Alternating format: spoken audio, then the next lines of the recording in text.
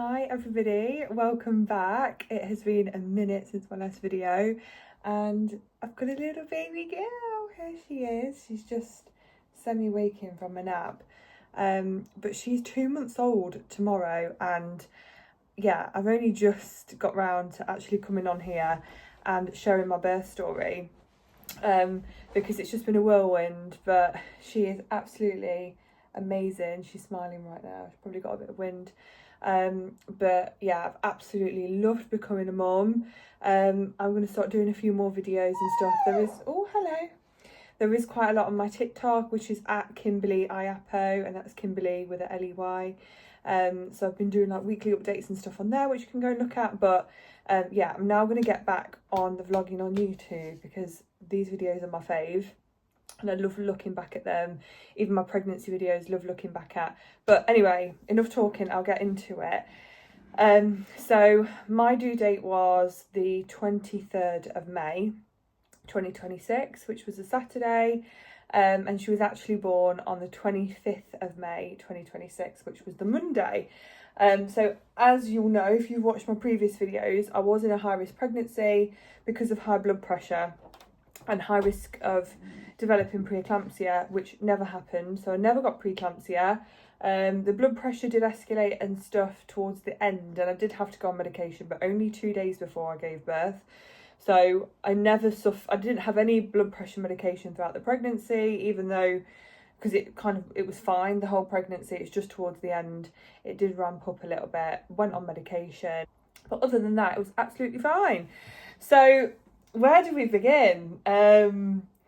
Sorry, I'm looking really sleep deprived as well. I'm just looking at my camera and yeah, I look rough, but oh well.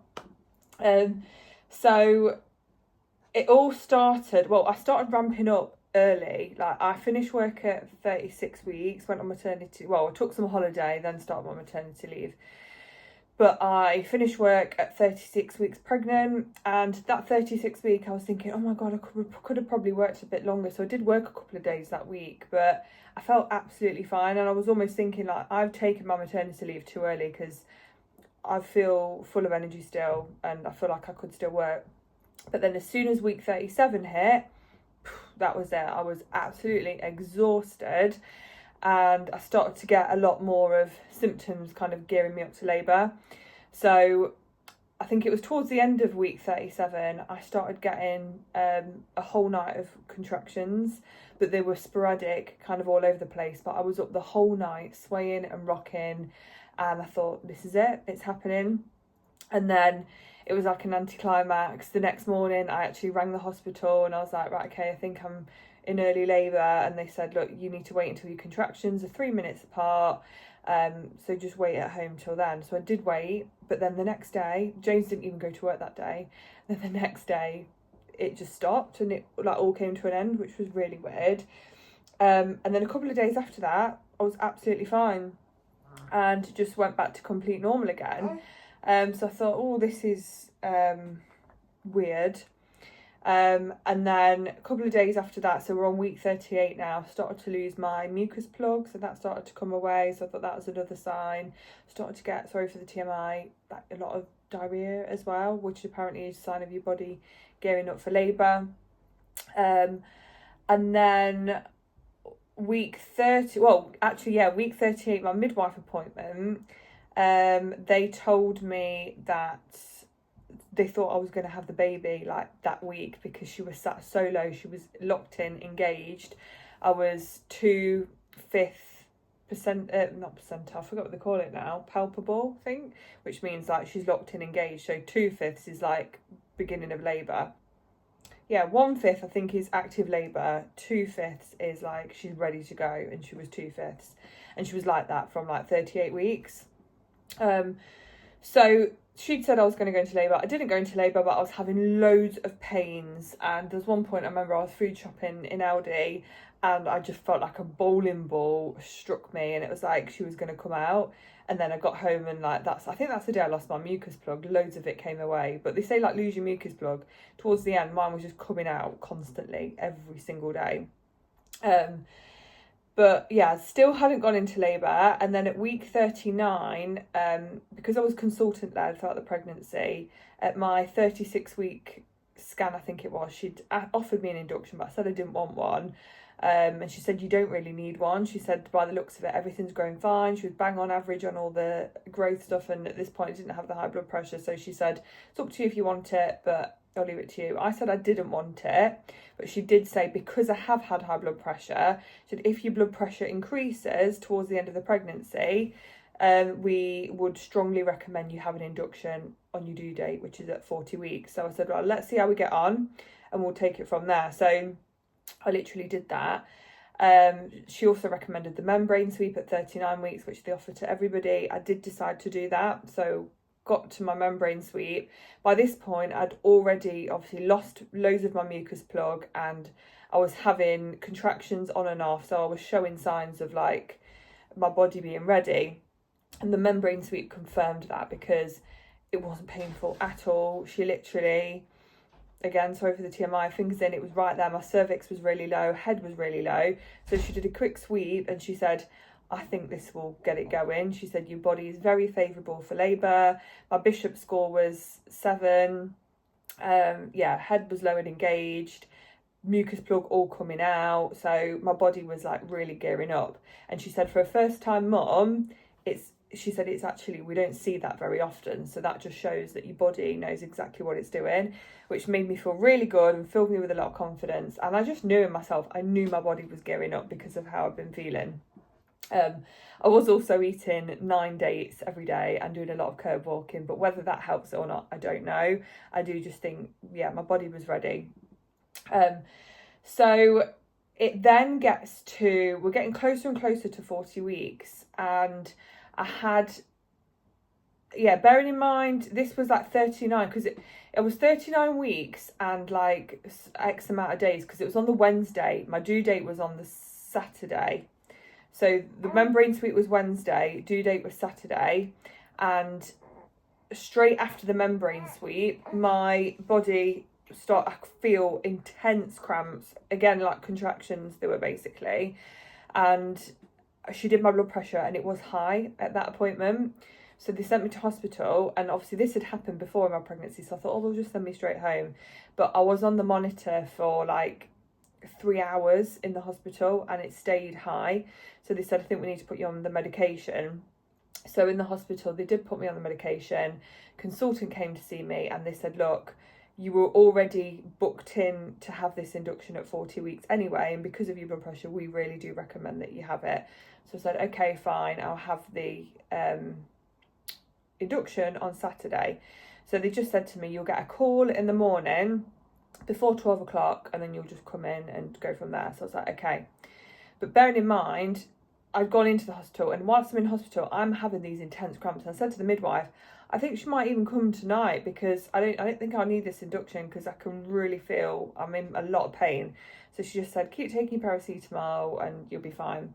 So I got home from the hospital that night, because we'd been in there for so long. It must have been like about 10:30 by the time we got home. And I was just couldn't sleep because of I was having contractions literally, but they were like 15 minutes apart, and they'd ramp up and get strong and then slowly go back down again. And they did go back down again, managed to get some sleep. This was on the Wednesday night. Thursday night, same again, contractions started coming on in the evening, but then died off. Friday night, same thing. So every night I was having contractions and they were getting worse each time. And then Saturday morning was supposed to be the day of my induction. Bearing in mind we're in a heat wave at this point. Divert. She was born on the hottest day on record in May in 80 years. So this is the heat wave that we're dealing with. It was like 32 degrees over these couple of days. And the Saturday morning, I wake up 5:30 in the morning, dead excited, ready to go. Start waiting for this phone call. So I'm in the shower, have an everything shower, shave, and we sat waiting for the call. Phone doesn't ring and time is just ticking. Having a long breakfast, we've got the bags packed. Me and James are just like sat in the kitchen waiting to go. So it gets to about 11:30. Bearing in mind she said I would be called before 12. So I rang the hospital myself and they said they're super busy. and they've just not got enough beds, basically. So I was like, oh, great. So she said, but you're high risk, so you do need to be induced today. We will get you in, but it could be, don't wait by the phone, just go and do your day as normal. It could be any time, basically, even midnight, 1 o'clock in the morning. So I was like, oh, great. So we just sit chilling all day. We didn't go out, and obviously you can't just go on and crack on as usual because you're just too excited. So sat up all day, and I forgot to mention, obviously I've been having contractions every night, but then this time the contractions started about 10:30 on the morning. This is on the Saturday I'm supposed to be being induced. I'm having contractions 10:30 in the morning. Starts off with just like a little period cramp, and it just gets worse and worse and worse. And there was one point, I think it was about 1 o'clock in the afternoon, I'm in the bedroom, blinds closed, 2 fans on me because it was roasting, and I'm just on all fours going, like it was killing. It was really bad pain, and I just knew this is it now. I'm in early labour. Like when you know, you just know. And James was with me, and I then called up the hospital again by like 2:30, and we were like, I said, I think I'm in labour now. I'm supposed to be being induced today, but I think I'm going into labour. And she said, well, that's good. If you are, great. It means you aren't going to be induced, but just obviously you can't come in until your contractions are 3 minutes apart. So I'm like, oh, right, okay. So the contractions go down to about 10 minutes, 7 minutes at the best apart, but they're not getting any like shorter than that. So it's not progressing any further. So I'm going through this all day. By the time the contractions like slow down again and I actually managed to like chill out a bit, it's about 5 o'clock in the afternoon, and I'm exhausted by this point, exhausted because I've been dealing with these contractions with no pain relief all day. So I have a little bit of a nap, wake up, and hospital's still not called, so have some dinner and stuff, and then get in bed to go to sleep by about, and again this is all on my TikTok, I've done videos and stuff as I was going along, but it must have been about 10:30. Me and James were like, right, let's try and get some sleep, because if they call now, obviously, like, neither of us had any sleep. We've been up since 5:30. I'd had about a 30-minute cat nap because I was knackered from the contractions. So 10:30, we were in bed, and just put my head down on the pillow about to go to sleep, and then the phone rings, and it's the hospital, and they're like, right, we need you to come in. We're going to start the process. So jump out of bed. We're like, oh no. I was low-key panicking because I thought they were going to induce me that night, and I was like, oh my god, I've not had any sleep. I've been up since obviously 5:30 in the morning, but let's just see what happens. So we get to hospital, and yeah, it's really late at night. So obviously it's about 11 o'clock at night by the time I get there, and I'm like, okay, what's going to happen then? And they said, oh, we're just going to put you on the monitor for tonight. We've got no beds, so you're going to stay on the newborn ward, so there's all the newborn babies there, and you'll just sleep here tonight, and then tomorrow you'll start your induction process, but we just need to get you in and on the monitor because you're high risk. So they take us through to our bit on the ward, and oh my god, like James's chair was like this chair I'm sat on now. It was just no support at all. This is a wooden chair, but this was just like a plastic chair. It was no way he was going to sleep on that. And I just felt awful for him. I was exhausted myself. Obviously there's people on this ward, and I was like, there's no way I'm going to sleep in here tonight. I was really overstimulated. Obviously I'd been having contractions. I still was having like a lot of pain and stuff. So I just said, I can't, like, I just want to go home, maybe monitor me for 2 hours, make sure I'm okay. Then I could go home, get some sleep, and come back tomorrow when you're ready to get things going. And they were like, no, I'm really sorry, you need to stay in. So James did stay with me, bless him, and that night was horrific. Like, that night was probably one of the most uncomfortable nights of my life. The contractions started. Well, even on the drive to the hospital, I was still having them. Like, they'd never fully stopped from the Saturday daytime. They just got a little bit weaker, but then, as they do at night time, they started to ramp up again. And I just couldn't sleep. I was in so much pain, and I kept saying it was enough pain to make me stop in my tracks and have to go, ooh, and breathe through it. And I kept calling the midwife over. I said, look, I think, you know, I did call earlier today and say, I think I'm in early labour, I'm having contractions, they're really painful, like I can't sleep. I just want to be at home. And she was like, look, you just have to take your paracetamol, like go for a walk if you need to, just get through it, basically. So I stayed up that whole night, did not sleep one wink. I was swaying back and forth all night, kept trying to sleep, but I was just in so much pain, it was excruciating. And me and James walked laps and laps of the hospital all night long, and my contractions they got to about 3 minutes apart. So I went to the front desk, so my contractions are 3 minutes apart. I'm in really bad pain, I don't know what to do. And she said, they just kept kind of fobbing me off, to be honest. They just kept saying, just, you know, take some paracetamol, go to sleep, you're fine, you're fine. So I went back to my bed, and then the sun had come up by now, and it's about 6 o'clock in the morning, and they're coming round to do the checks. And I was just, the midwife came in and was like, are you okay? And I was just burst out crying. I was like, oh, I can't do this. I was like, I'm in so much pain, and like I can't be in this environment, I'm really overstimulated, I'm absolutely exhausted, I've not been to sleep. So I, like, if you induce me now, I just don't know how I'm going to be able to push this baby out, because I'm so tired and she feels so low. And I'm not joking, guys, I was back and forth to the toilet every 2 minutes, and it felt just like a bowling ball it felt like she was about to come out, it really did. And I just felt like they weren't kind of taking me seriously. And they just kept saying, well, I kept saying, I need you to inspect me, like check my cervix, because I must be in labour right now. And she just kept saying that they couldn't check my cervix because I was having the induction, and the more you check it, the more likely it is to cause infection. And I said, look, no, you need to check my cervix. I said, like, forget the induction, I'm in labour, like, please check it. So they did. And in the end, she listened to me and she checked my cervix, and she said, you're 3 centimetres dilated. It sounds as though you're in early labour, but there's nothing obviously we can do yet.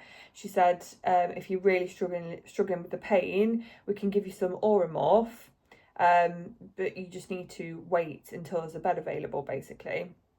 So I said, okay, just give me whatever pain relief you can, I'm going to take it.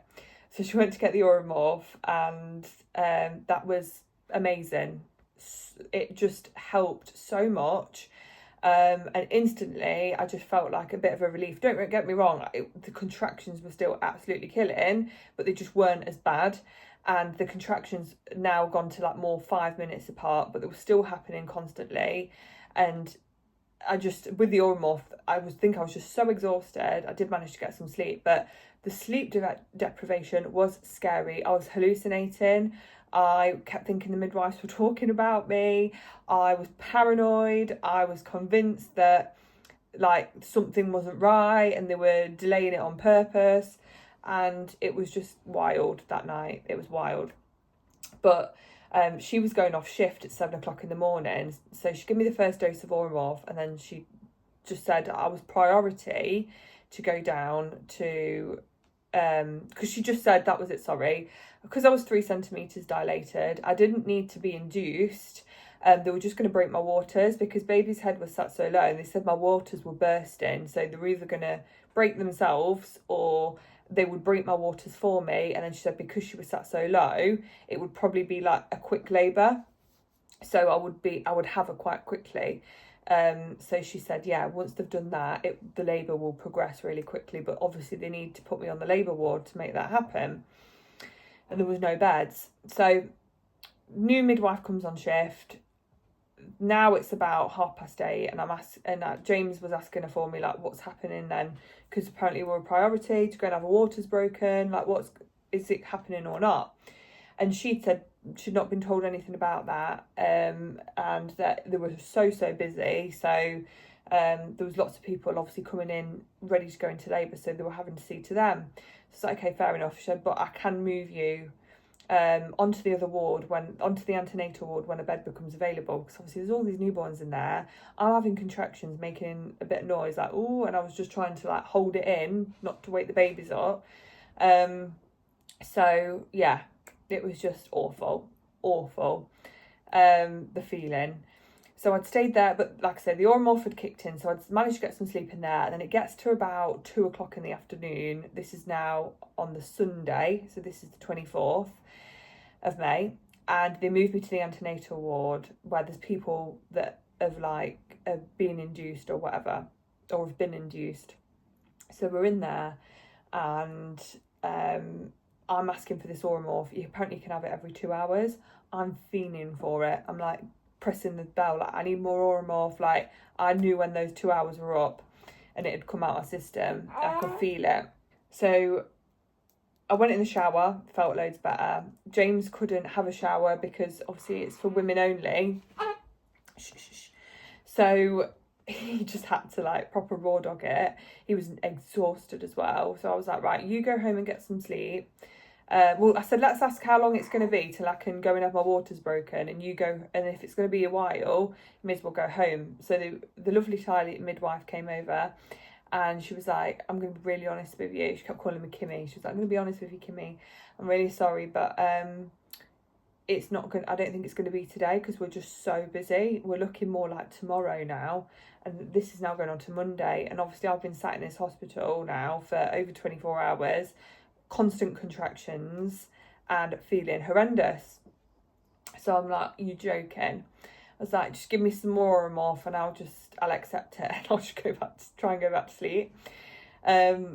So James was like, okay, I'll go and get showered. And then I said, look, you may as well just stay home tonight because there's nothing they can do. As long as I've got this Oromorph, I'm fine, I can sleep. So you just go and do what you need to do. So we just packed up all of his stuff, was going to go home, have a shower, and then we were going to see how I was, whether he stayed there or came back. So he left, and then, I'm not joking, probably 10 minutes after he left, the contractions were getting worse and worse and worse, and I just projectile vomited everywhere. I was really sick. Again, I'm shivering. I'm just like, I can't sit down. I'm just stood up. And I'm pressing the buzzer, and this woman, bless her, she was pregnant as well, because they were so understaffed, they couldn't get round to everybody. But this woman in the bed next to me, she pressed her buzzer, so she was trying to help me because I could not stop being sick. So the midwife comes over and she's like, oh, okay. She's like, I think we need to get you down to the labour ward now. And obviously I'd had my cervix checked at about 6 o'clock that morning. So again, this is still the Sunday, the 24th of May. Had my cervix checked at 6 o'clock and I was 3 centimetres. We're now 7 o'clock at night, and obviously my contractions are probably now, she kept asking me to time them, but I couldn't even think straight. Like I was off my head on opioids and I just couldn't think. So she kept asking me, I was like, I think they're 10 minutes, I don't know. So because I'd said that, she wasn't like taking me as serious. So she was like, but I think she saw I was in a really bad way. So she said, right, we're going to get you down to the labour ward. So she said, ring your husband, tell him to come back. So James just got home, walked through the front door, and then obviously I was ringing him to come back. So we had a really quick shower, came back, and I was there like bags packed, ready to go. Labour ward is downstairs from the ward that we was on. So they like discharged us from that ward, went downstairs, walked into the labour ward, and I was like, oh, and then got to the desk and the woman just handed me a piece of paper and was like, oh, here you go. I was like, sorry. And she said, oh, yeah, that's it, thank you, bye. And I was like, what do you mean bye? Like, I'm here to have my baby, I'm having contractions 2 minutes apart now, I'm in labour, like, what? And she was like, oh, let me just go and ask the senior midwife something. So she disappeared from the desk. Senior midwife comes out and she's like, is everything okay? I was like, yeah, I've been told to come down to the labour ward, I'm in labour. So she was like, oh, let me just come and talk to you for a second. So she took me in a private room. She was like, oh, you're not giving birth here, you're giving birth at the other hospital. I was like, are you joking? I was like, what? And she was like, I'm really sorry, like obviously your labour's progressing and we've you know, we've not got any beds. I know that you were supposed to be induced, but obviously you've gone into labour, so you just need your waters breaking, but we can't do it here because we've just got no space. So you know, you're going to go to this other hospital to go and do it. So I was like, bearing in mind this other hospital is like a 20-minute drive away. So at this point I just don't care. I was just like, whatever, I just need to go. I need to go and be on that bed ready to go. At this point I'm like, I'm gonna end up giving birth on the floor. I just don't care. Let's just get out of here. So James is like furious, but we just both can't think straight because we're so sleep deprived. So we left, get in the car. We've never been to this other hospital before and we don't know where we're going. It's in the middle of like a housing estate, so we didn't know where to park. We're just driving around, and all I'm saying, I'm just going in the drive and on the drive, and James is just like putting his foot down trying to get there. So this is about 10:30 at night by this point. Get to the hospital, we're like walking in, I'm like waddling, can barely walk, and I make it into the labour ward at this other hospital, and we've got a nice room, air conditioning. Like, I need the toilet. I'm back and forth to the toilet. The midwife comes in and she's like, is everything all right? I was like, yeah, I'm just really like suffering. I'm having contractions. They're like 2 or 3 minutes apart now. I just feel like I'm gonna have the baby any minute. And she was like, right, okay. She was a bit flustered, and the two hospitals hadn't communicated, so they'd not told them the level that I'm at in labour. They just thought I was coming to have my waters broken, and I was still like 3 centimetres dilated, because obviously they'd only passed on the information from the morning, but obviously a whole day had gone by, so I've dilated over the day. She checks me and she's like, oh, you're 6 centimetres dilated, so you've got 2 choices. Bearing in mind, obviously 6-7 centimetres is active labour, so she said, you've got 2 choices. You can, well, no, sorry, first she said, what do you want to do? And I was like, well, what are my options? She said, you've got 2 choices. I can pop your waters now, and because of where the baby sat, it's going to be quite a quick labour, and she's going to come out, but I'm going to need you to be, because I told her how tired I felt. She says, I'm going to need you to be on it, and I was having contractions already, and she saw how I was just like, oh. So she said, the baby's going to come out, but it's going to be intense, and I'm really going to need you to push. It's going to take a lot of energy, and it's going to be tough. Or I can give you an epidural. She said, because my main thing was I just kept fretting that I'd not slept, because it felt like days of no sleep, because obviously I've been up since 5:30 in the morning on the Saturday morning, and it's now Sunday night at 10:30, and I'd had about 30 minutes sleep, an hour's sleep here and there, so it was just nothing, and I knew I needed to get some sleep. So she said, if I give you this epidural, it's gonna slow down the labour, it's gonna mean you can get some sleep, and then, you know, you're gonna feel a lot better, and you'll slowly dilate whilst you're sleeping, and then you'll wake up and you'll be, you know, 10 centimetres dilated, and you'll be ready to push, but it means you can get some sleep. She said, if you've not slept, 1 minute, baby girl needs feeding. Okay. She said, if you've not slept, I would strongly recommend having the epidural, because otherwise you're going to be exhausted. She said, nobody gets a medal for doing birth without an epidural. Like, an epidural will honestly really help your situation. So I was like, okay, let's just do the epidural. So as she goes out to go and get somebody, obviously she'll put me on the monitor and stuff. As she goes out, sorry, I'm all over the place with this story. She puts me on the monitor, and she was told we're doing the epidural. She goes to get the anaesthetist, he's getting things ready, and she's like, right, I'm going to break your waters now. And she said, but when we break your waters, it's going to ramp up quick, because of how low she is. She's going to drop, and the contractions are going to really like speed up and come on full force, so she'll just be prepared. So I'm like, right, okay. So she breaks my waters, and exactly what she said would happen did happen. I just had the biggest contraction ever, and I remember just holding on to James, looking at his face and being like, shit, like this is intense. They tried to give me the gas and air, and the gas and air did absolutely nothing for me. It just made my mouth like so dry to the point where I felt really sick. So I got rid of the gas and air, and I was just like, just let me breathe on myself. So I just closed my eyes and I just breathed through the contraction. And then the anaesthetist came in. No, sorry, she left the room because she said when she put a cannula in me or something, not a cannula, she'd taken my blood or something, the blood had gone all over her. So she went to go and get changed. As she walks out the room, obviously I'm having the contractions, as she goes out the room, the monitor starts going do do do do do do do do, and baby's heart rate had completely dropped.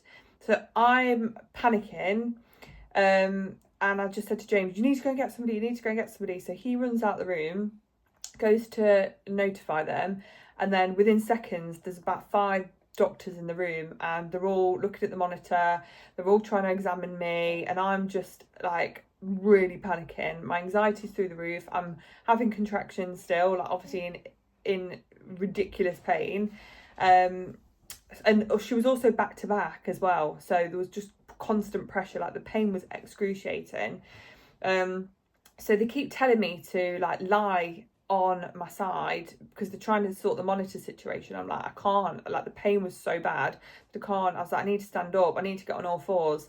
So I get up, and they're trying to like redo the monitor and trying to film me and stuff. And then this doctor, she was brilliant, like you could tell she knew exactly what she was doing.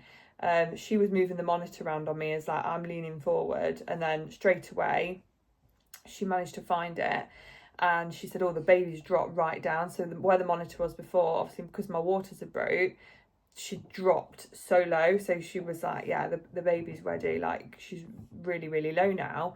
So another contraction came, and I'm like, ooh, gripping on.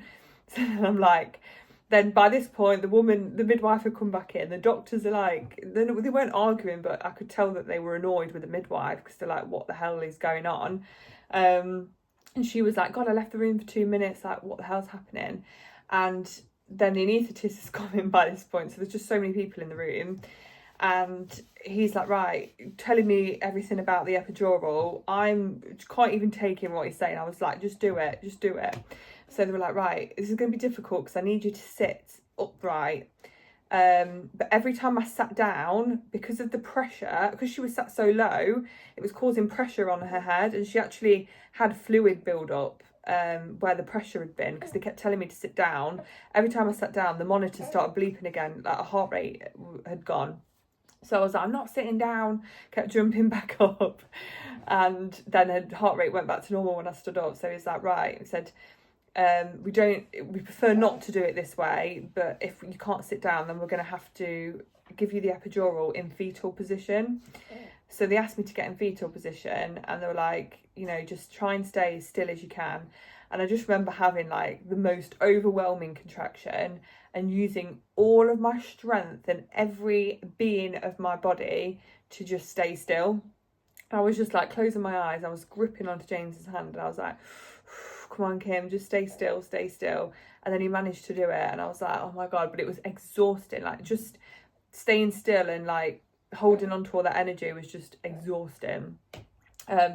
So finally, when he got it in, he was like, right, all sorted. He was really good, really calm. You need calm people in that environment as well, by the way. Like, yeah, but the staff were amazing. So he was like, so you'll start to feel it in about 20 minutes. And he said, there's a button here. If you press it, you'll get a higher dosage. But it's fine. And I said, look, no, I just want the minimum dose because I still want to be able to feel things. And he said, yeah, that's fine. So you can control it. Here's the button. Crack on. Like, congratulations. Enjoy yourself. So he left the room. And then as soon as I went on the epidural, it was like, oh, I could breathe again instantly. Like, I just felt relief. I could still move my legs and stuff, still move my feet, still move everything. And I could still feel the contractions. I was hooked onto the monitor, and like every contraction I was going, like my whole body was trembling, like the adrenaline was insane. but the midwife, she'd just finished her shift, so the next one came on, and she was like, she said something, I can't remember what it was, but obviously I told them that I'd had no sleep, and my biggest worry was having to deliver the baby completely exhausted. So she'd mentioned about me going to sleep for a bit, and she mentioned something about an opioid. I'm not sure if she said the opioid was in the epidural or they'd put it on a drip or whatever, but she said, you just close your eyes, you'll fall asleep now, so just try and get some sleep. So I did exactly that, and I just remember closing my eyes and I was like, whoom, just asleep. James did the same because he was in a nice reclining chair in this birthing suite. And we both just slept, and I just remember like waking up because I was still shaking every time there was a contraction. I was going like that, but it wasn't painful, it was just obviously I could feel it, like the wave. So I just kept like waking up like every couple of hours or whatever. There was a clock on the wall and I was just like waiting for the time to pass, but I did manage to get some sleep. And then it was morning, so obviously I'd got into this hospital about 10:30. By the time all this shenanigans had gone on and I was on the epidural, it was probably about midnight or about 12:30, 12:30. And then I'd slept, and I just remember seeing the sun come up. So by the time the new midwife came on, I think it was about 7 o'clock in the morning, and she was lovely. So she was the lady that was going to be, Rachel her name was, she was delivering the baby. And she just came in and she was like, right, hello, how are you feeling? She was like, are you ready to have your baby? And I was like, yeah, like so excited. And then she checked me again and I was 10 centimetres dilated by then. And I just felt so much better for having that sleep. And they were like, right, let's get things started then. So she just said my contractions were perfect. I didn't have to have any extra hormone or drip or anything. She said, you're ready to go. She said, obviously, how are you feeling with your epidural? They did like checks on me. Just felt really controlled. Like it wasn't mad panic, like push, like it wasn't like that. Like when I first got there, it was mad panic. But with the epidural, it was just so controlled. And then she said the head midwife had been in as well. It was a bit like a fever dream. She'd come in to tell me that they'd logged a complaint against the other hospital for my treatment. And she was like, yeah, one of the senior midwives, and she said, I'm really sorry that you've had this care, but you know, it's not acceptable, so we've logged an investigation against the other hospital. And I was like out of it still, so I was like, okay, whatever. So yeah, then all these doctors came in, and because she'd been back to back, they wanted to see if she'd turn round as I'd been dilating in my sleep. So they came in and did a scan, and she had turned herself round, which was perfect. So she was in like the perfect position to be born in. And all these like student doctors were looking over at the scan and stuff. There was just loads of people in the room. And then there was this student midwife, and one sec, she just finished feeding. Here you go. Yeah, there was this student. Oh, that was a big burp. Get a bit more wind up. There was this student midwife who they asked if she could come and be part of it. Oh dear. Oh dear. So I was like, yeah, of course you can. And yeah, they just like said, what position do you want to sit in? So I got into like, I was sat upright, like I was on like a throne chair thing, it felt like, and I just pushed like sat up. And then yeah, it just started pushing, and she was here took me about an hour and 10 minutes of pushing. And with the pushing, I could feel the contractions, but really mildly. And I could feel, they kept telling me to feel her head like as she was coming out, because I didn't even know. I was like, is she coming out? Is she not? And then when I felt her head, that's what like motivated me to be like, oh my God, yeah, she's coming. And I was just like, it's so tiring doing the pushing, like just using all of my strength. Like I just kept seeing stars. Like every time I'd stop to breathe, I just kept, seeing stars around me. And yeah, then they were just like, James, I don't remember this, but James said the woman had said, look, all right, if you've not got her out within the next 10 minutes, then we're going to have to potentially look at forceps. So then James said I just switched and I was like, and I just pushed her out, and then she came out and it all happened so naturally, and it was an amazing birth. Honestly, like the treatment from the hospital at the beginning wasn't great, and I was so uncomfortable in that other hospital, but once I got to the second hospital, that treatment was just, yeah, amazing. All the staff were amazing. Yeah, and she came out and she weighed £7.2. And she had swallowed a little bit of her own poo when she was coming out, so they were a bit worried about her oxygen levels at first, but she ended up being absolutely fine. They put her on my chest, scrubbed her chest, and in that moment I could almost tell she was like half crying, you know, when she's like and she wasn't crying properly. So, and the student midwife spotted it, but I think everybody else in the room was like, it was just all a bit of a blur, but I was like, she's not breathing properly, so I was like, you need to check her. And the student midwife said, yeah, I think there's a problem. So they took her from me, put her on the oxygen thing, and then there was an issue with the oxygen. But the midwife, Rachel, she was brilliant. She was more senior. You could tell she knew what she was doing. She was like, this baby is absolutely fine. Like, there's no issues. She's probably just got a bit of mucus in her lungs or whatever, or from like the bit of poo. She probably swallowed a bit of that, but we'll go and do checks. She was really calm. She's like, we'll take her to the intensive care bit, but we're just doing that to do the checks. You don't need to worry. It's absolutely fine. So she said, Dad can come too, and you know, you'll see everything's fine. So James went with her. Then I had to stay. So then I did get a bit emotional, and she was like, don't worry, it's okay. Like, you don't need to worry. Like, I've a very experienced midwife, and I'm telling you, this baby's going to be fine. So that made me feel really reassured. And then they just stayed with me. I had a little bit of a tear, so I had to be stitched up. She did that, and then James came back in with her, and yeah, she was just perfect. Then I got to feed her. She latched straight away, and she had like a good 40-minute feed, that first feed, and they were like, yeah, she's fine. And then I got put on the ward, and I just loved it. I loved it. Like, it was the happiest time of my whole entire life. Like, it makes me emotional now just talking about it, but yeah, the happiest time of my life. And that first week, like, just being in the newborn bubble with her was amazing.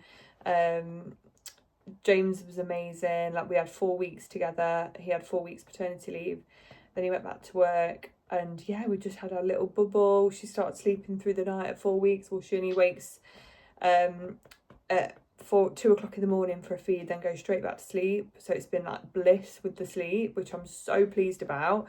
First 2 weeks were a struggle, but then after like 2 weeks, on 4 weeks, she was absolutely fine. She did have a bit of colic week 2 to 3, so give a bit of Infocol, that sorted that out. And then yeah, from 4 weeks, she's just like, the sleep has just been perfect. Can't fault it. And she's such a good baby. She's perfect in every single way, and I love her so much. You're a cutie, aren't you? Mwah. Thanks for watching. As I'm recording this, I've been talking for like 45 minutes, so I'm going to edit this and chop bits out. But yeah, I'm going to start doing a few more little vlogs and just random stuff, because I love having these videos to look back on, especially when she gets older. But yeah, thanks for watching.